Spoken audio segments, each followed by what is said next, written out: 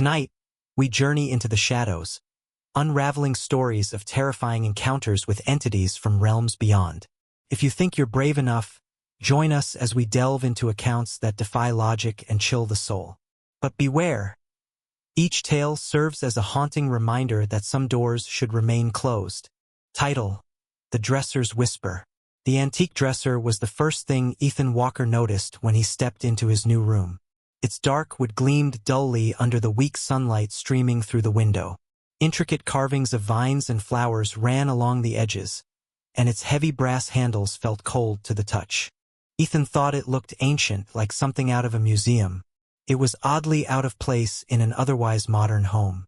Ethan's family had just moved into the Victorian house after inheriting it from his late grandfather. His parents, Michael and Laura, saw it as an opportunity to start fresh, escaping the chaos of their old neighborhood.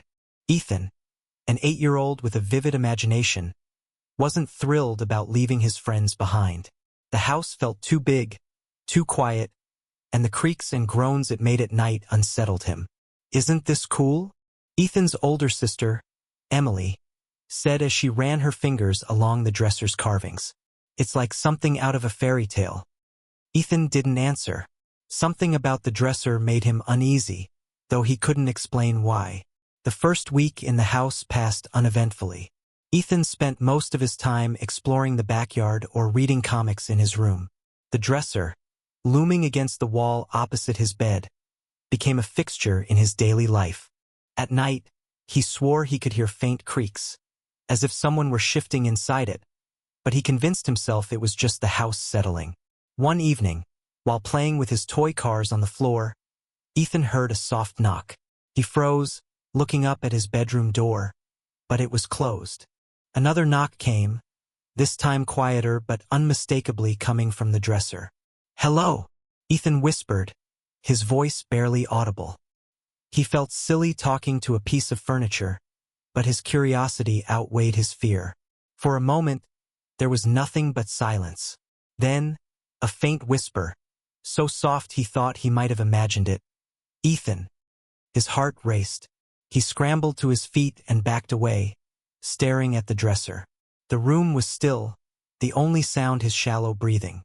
After a few minutes, he convinced himself it was his imagination. Still, he avoided the dresser for the rest of the evening. The next day, Ethan tried to put the incident out of his mind. But that night, as he lay in bed staring at the dresser, he felt a strange compulsion to approach it.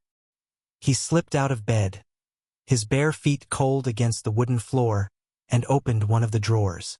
Inside, he found nothing unusual, just an old piece of paper with childish doodles of stick figures. One of the figures had a name written beneath it: Patrick. "Patrick," Ethan said aloud, testing the name. The moment he spoke it, a sense of calm washed over him. Felt familiar. Over the next few days, Ethan began to talk to Patrick as if he were a real person. At first, it was just a game, something to pass the time in a new house where he hadn't made any friends. But Patrick soon became more than an imaginary friend. Ethan started to feel like Patrick was real, as if he were truly listening. When Ethan whispered secrets to the dresser, Patrick seemed to respond. Not with words, but with a presence. Ethan felt less alone. His parents noticed his newfound cheerfulness and assumed he was adjusting well to the move. They had no idea he was spending hours talking to an antique dresser. One evening, Laura found Ethan sitting cross-legged in front of the dresser, whispering. She knocked on the doorframe, and Ethan jumped, startled. "Who are you talking to, sweetie?" she asked with a smile. "Patrick," Ethan said matter-of-factly. Laura chuckled. "Patrick, huh? Is he your new friend?" Ethan nodded, his face serious. "He lives in the dresser." Laura's smile faltered. "Oh? What does Patrick look like?" Ethan hesitated, as if considering. "I don't know. I've never seen him, but he tells me stories." The answer sent a shiver down Laura's spine, though she couldn't explain why. She ruffled Ethan's hair and told him to get ready for dinner. But the image of her son whispering to an empty dresser stayed with her. A week later, Ethan's teacher called Laura to express concern. Ethan had been drawing unsettling pictures in class, dark shapes with elongated limbs and hollow eyes. When asked about them, Ethan simply said, "They're Patrick." Laura decided to confront Ethan about the drawings that night. She found him in his room, carefully coloring another picture. This one showed a tall, shadowy figure standing beside a smaller boy. The boy was labeled me, and the figure was labeled Patrick. "Ethan," Laura said, keeping her voice steady, "why are you drawing these?" "Patrick told me to," Ethan said without looking up. "He said he likes how I see him." Laura felt a knot form in her stomach. "Honey, Patrick isn't real. He's just a pretend friend." Ethan looked up at her then, his eyes wide and earnest. "He's real, Mom. He talks to me, and he doesn't like it when you say he's not." The turning point came one night when Laura was woken by Ethan's screams. She and Michael rushed to his room to find him huddled in a corner, trembling. The dresser stood wide open, though Ethan swore he hadn't touched it. "He was mad at me," Ethan sobbed. "I told him I didn't want to play anymore." Michael tried to console his son, but Laura couldn't shake the feeling that something was deeply wrong. She decided to talk to Michael's brother, Ben, who had lived in the house as a child. When Laura mentioned the dresser to Ben, his face went pale.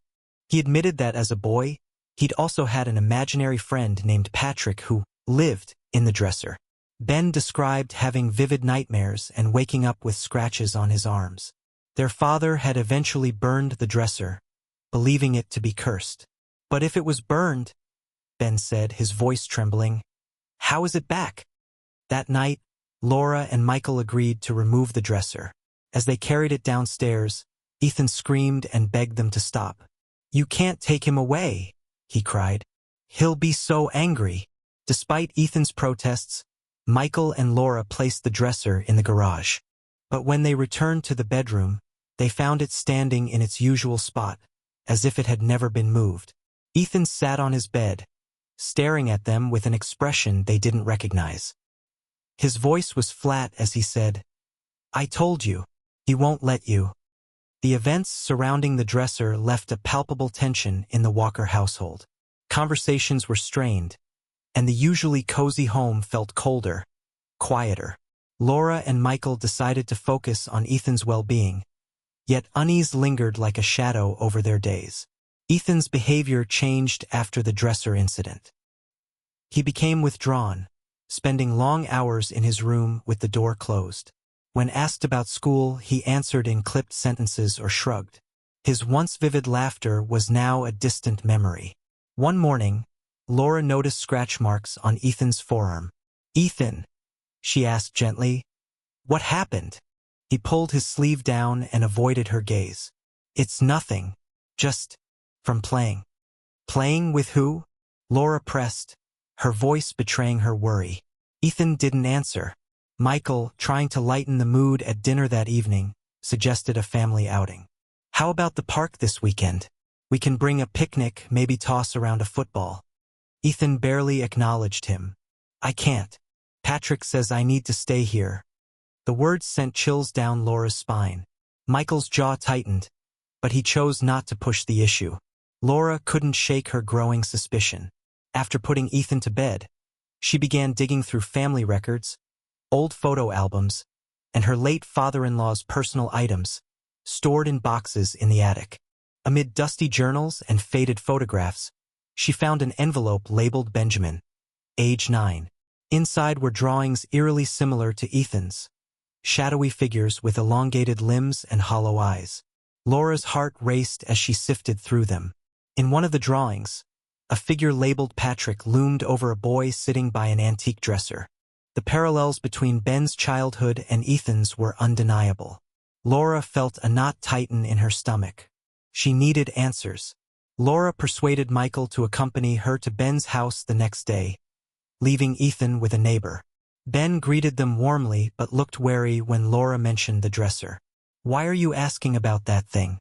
Ben said, his voice dropping. "Because it's in our house," Laura replied. "And Ethan's been acting strangely. It's like he's—" Ben cut her off. "Get rid of it. Burn it. Bury the ashes. Whatever you have to do." Michael frowned. We tried moving it. It's complicated. Ben sighed and sat down heavily. When I was Ethan's age, I had an imaginary friend named Patrick. I thought he was harmless. But then I started waking up with scratches, hearing whispers at night. I'd see shadows move when no one was there. He paused, rubbing his temple. It got so bad I couldn't sleep in my room. Dad finally burned the dresser. Laura leaned forward. But it's back. How? I don't know, Ben admitted. But I'll tell you this, that thing. It's not just a piece of furniture. It holds something dark. That night, Michael decided to stay up and watch Ethan's room. He set up a chair in the hallway, armed with a flashlight and a sense of resolve. Laura tried to convince him to let it go, but Michael insisted. I need to understand what's going on. For hours, nothing happened. The house was silent except for the occasional groan of settling wood. Michael's eyelids grew heavy, and just as he began to doze off, he heard it. A soft, rhythmic tapping came from Ethan's room. Michael's heart pounded as he crept to the door. He pressed his ear against it and heard Ethan's voice, low and muffled, as if he were having a conversation. Ethan? Michael whispered as he opened the door. Ethan sat on the floor in front of the dresser, his back to Michael. The room was dim, illuminated only by the moonlight filtering through the window. Ethan, who are you talking to? Michael asked, stepping closer. Ethan turned his head slightly but didn't look at his father. I told you, Dad. Patrick doesn't like you. Michael froze. Ethan, come here. Now. Ethan stood slowly, his movements deliberate, and walked to his bed. Michael felt the weight of Ethan's stare as he tucked him in.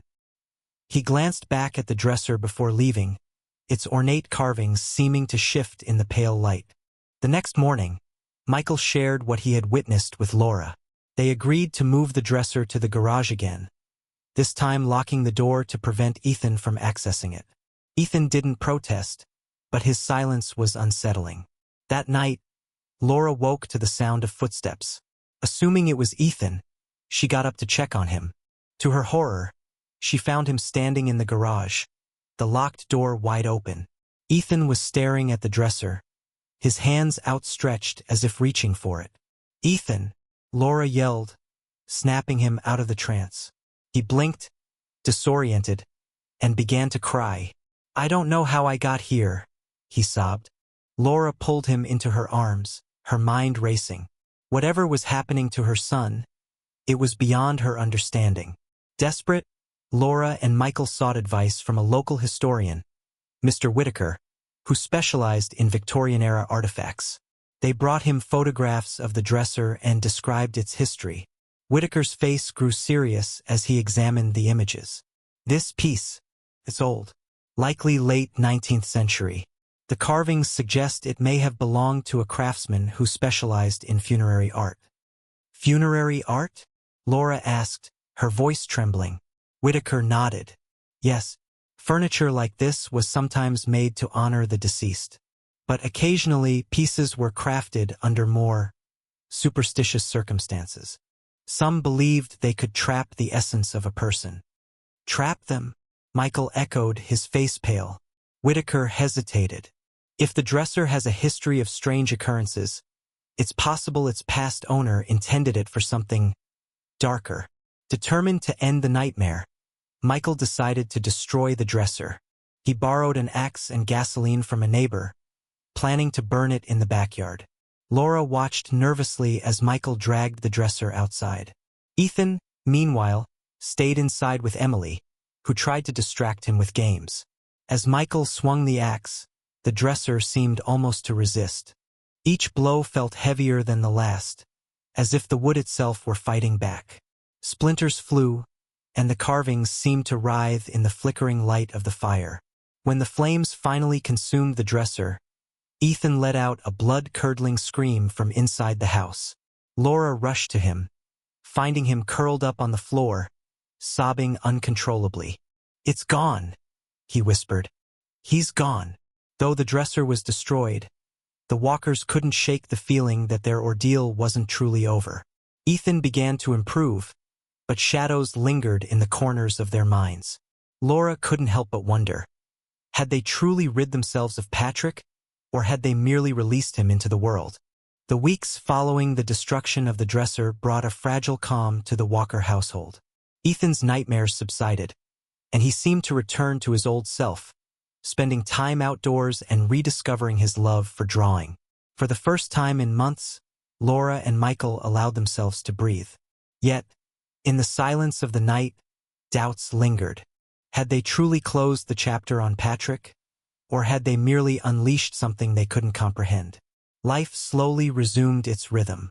Michael buried himself in work, while Laura took on a volunteer role at Ethan's school.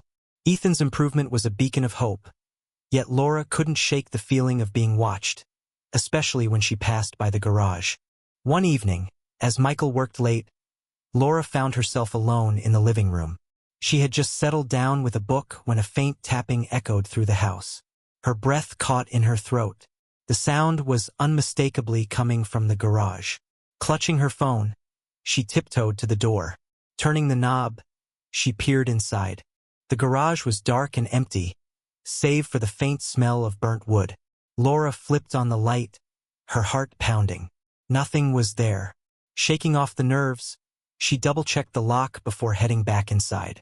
But that night, sleep eluded her. 2 weeks later, Laura found Ethan sitting cross-legged on the floor of his room, his head bent over a sketchpad. The sight warmed her heart, until she saw what he was drawing. It was a crude but hauntingly familiar figure. A tall, shadowy form with elongated limbs and a hollow face. "Ethan," Laura asked softly, "what is this?" Ethan hesitated, clutching the pencil tightly. "It's just a drawing." Laura crouched beside him. "Did you dream about this?" He shook his head. "No, I didn't dream it. He was here." Her stomach dropped. Who was here? Ethan glanced at the corner of the room. Patrick. Alarmed, Laura shared Ethan's drawing with Michael. They agreed it was time to dig deeper into the dresser's history. Michael reached out to the local historian, Mr. Whitaker, while Laura visited the town's archives. Through dusty records and faded documents, Laura uncovered the dresser's troubling past. It had originally belonged to a craftsman named Edgar Howell, whose wife and young daughter had died under mysterious circumstances in the late 1800s. Rumors swirled that Edgar had been driven mad with grief and spent years carving the intricate patterns on the dresser's surface. Locals believed the carvings were not merely decorative but ritualistic, designed to bind his family's spirits to the furniture. Shortly after completing the dresser, Edgar disappeared, leaving behind only the macabre piece of furniture and a legacy of fear. Meanwhile, Michael visited Mr. Whitaker with Ethan's drawing. Whitaker's expression darkened as he studied the sketch. "This is no child's imagination," he said gravely. "The figure resembles a motif found in early occult practices, a representation of grief or malevolent intent manifesting in human form." Whitaker paused, then added, "Destroying the dresser may not have been enough. If the energy tied to it was not properly dispelled, it could linger." "What does that mean for my son?" Michael asked, his voice thick with desperation. "It means whatever was bound to that dresser might still have a connection to him," Whitaker replied. In the weeks that followed, Ethan's behavior took a sharp turn for the worse. He became increasingly reclusive, refusing to eat dinner with his parents and spending hours locked in his room. Laura often found him staring blankly at his drawings, which grew more disturbing by the day. One evening, Laura discovered Ethan standing in the backyard, barefoot and shivering despite the cold. His eyes were unfocused, and his hands were smeared with dirt. "Ethan, what are you doing out here?" she cried, rushing to him. "I was digging," he murmured. "Digging for what?" "For Patrick," he whispered, before collapsing into her arms. Michael and Laura decided it was time to seek professional help.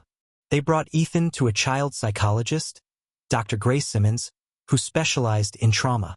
During the sessions, Ethan revealed fragments of his experiences, though much of it was incoherent. "He talks about Patrick as if he's real," Dr. Simmons told Laura and Michael after one session. It's not unusual for children to create imaginary friends, especially during times of stress. But Ethan's attachment to this figure is concerning. Dr. Simmons recommended removing any objects that might remind Ethan of the dresser. Laura and Michael purged his room, taking out old toys, books, and even his sketchpad. But the strange events persisted. One stormy night, Laura awoke to the sound of whispers. At first, she thought it was the wind, but as she strained to listen, she realized the voices were coming from Ethan's room. She nudged Michael awake, and together they crept down the hall. The door to Ethan's room was ajar. Inside, they saw Ethan sitting on his bed, his back to them. His lips moved silently, as if he were in conversation with someone unseen. "Ethan," Michael called. Ethan turned his head slowly, his eyes wide and glassy. "He's here." Suddenly, the room grew colder, and the shadows in the corners seemed to stretch and writhe. Michael rushed forward, scooping Ethan into his arms, while Laura flicked on the light. The room returned to normal, but the chill lingered. Determined to end the ordeal, Michael and Laura returned to Mr. Whitaker for guidance. He suggested performing a cleansing ritual, not out of superstition, but as a way to symbolically sever any lingering ties to the dresser. They enlisted Ben's help, knowing his past experiences might provide insight. The ritual was scheduled for the following weekend, in the hopes of giving Ethan peace. As they began the ritual, Ethan thrashed and screamed, as though in pain. The house seemed to groan under an unseen weight, and objects fell from shelves. But Laura held firm, clutching Ethan's hand and whispering words of comfort. When the ritual ended, the oppressive atmosphere lifted. Ethan fell into a deep sleep, and for the first time in months, the house felt still. The next morning, Michael decided to bury the remains of the dresser, which he had kept locked in the garage for fear of causing more harm.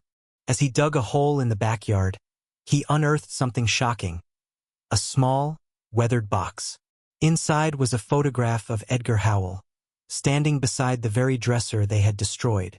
In his hand was a note that read, "Forgive me for what I have done. I only wanted to keep them close." Michael stared at the photograph, a chill running down his spine.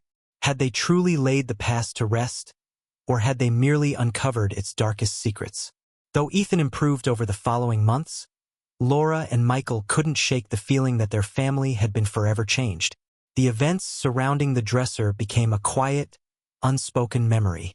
But every now and then, when the house was silent, Laura would catch a fleeting shadow in the corner of her eye or hear a faint tapping in the distance. The echoes of the unknown lingered, a reminder that some doors, once opened, can never be fully closed.